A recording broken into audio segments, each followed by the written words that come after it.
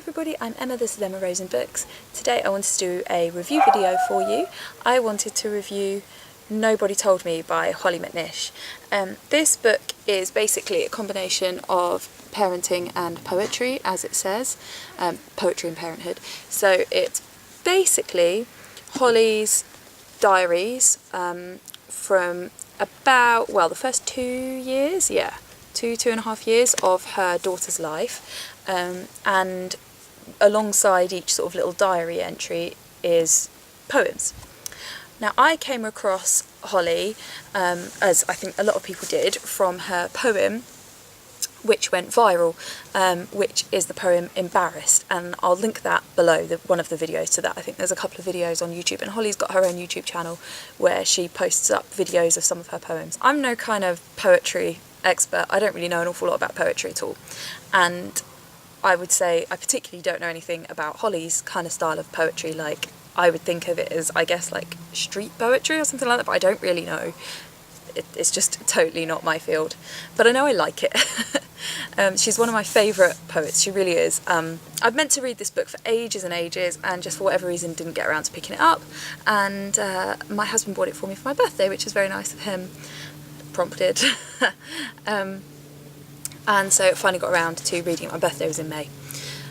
This book is absolutely brilliant. It just said so much that I agree with, and I hope that that would be the case. Basically, one of the things when you have a baby, I think you don't expect just how it's very overwhelming. It's very much a case of that when a baby is born, a mother is born, it just changes everything. And we are meant to be a social species, and we're out there on our own, and it's certainly something I felt very, very strongly. I felt, you know, the things like being jealous of my husband because he got to go and leave the house and have conversations with adults and be able to go about his day without, you know, a baby tucked under his arm. The fact that, I don't know, that, you know, other people could sleep through the night, actually go to bed and sleep. They could maybe decide to have a late night knowing that, well, it's okay because I'll get a couple of hours sleep, you know, or well, I might have a bit of a lie-in, whereas there was no hope of that. Just all of the things, it just meant that because I was kind of out on my own in a lot of ways, and most mothers are really, you have to do an awful lot of the parenting yourself, even with a really supportive partner, and my husband's very supportive. It's just it's just a big change in your life, and this book really highlighted that. It's very raw. I think it's explained extremely well. It seems in the book that this was an unplanned pregnancy, and that Hollie's got to kind of like get her head around the fact she's having a baby, and like her friends haven't started having kids yet and all of that, and then when she does have a child, it's like she's living this life where her partner is working late nights, and she wants to do her job because she's a poet, and she actually has a day job for a lot of the book as well, but you know, she's trying to stay in work and keep things going, and that whole kind of adjustment to everything is just really well explained. Like, she really talks about the way that she feels and the way that people make her feel extremely well. I absolutely love the way that this book kicks off, where she realises she's pregnant. She is ready to tell her partner that she's pregnant, and she's very anxious about it, and before she tells him, he tells her that he doesn't love her, and it just makes it kind of open with like this ripping your heart out, like right from the start. Standout things from this book before I get into the actual poetry itself.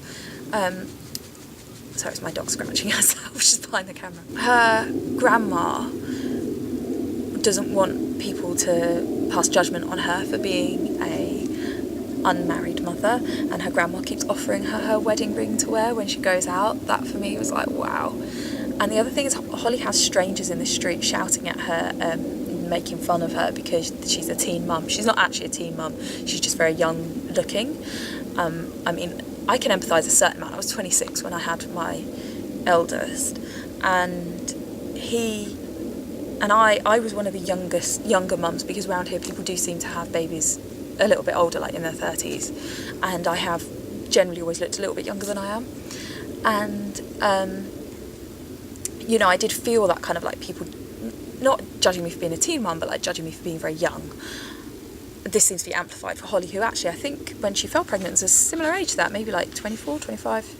So very similar, but looked like a teenager and literally had people shouting at her in the street. And it's just unbelievable to think that people would do that. I just very much am a believer in, if you don't have anything nice to say, then just don't say anything. I don't understand why, if people are annoyed by something or they feel like just about someone they don't know and they don't know what that person's day is or what, you know, haven't walked a mile in their shoes, why they would go and be nasty. I just don't understand it.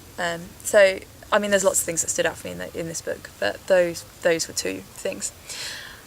Obviously my favourite poem in here is Embarrassed, which is the one I talked about earlier, and as I said, I'll link below. I'm not going to read that out. But let's find an example of something that I really like. Okay, here's an example. This is from the chapter when her daughter's 2 years, 1 month. And this poem is called Merida. I know this is not the most important thing and no one's going to die from it. But this little change to me sums up the messages that Disney gives, where curls must all be fixed or glossy despite the years the filmmakers took to get the wildness of that hair, the girl who dares to climb up mountains, wailing winds, to bravely follow will-o-wisps and couldn't give two ticks how her hair looked while she's doing it. But now they combed out all those bits and she looks more like a shampoo ad, hair tossed back and shoulders slack, looking sweetly back at us. And it's not the most important thing to fuss about, and no one's going to die. And if you do not like it, then yes, of course, you do not have to buy it. But I think it's also right to stand up to million-dollar companies who feel some weird need to make cartoon kids in children's films look sexy.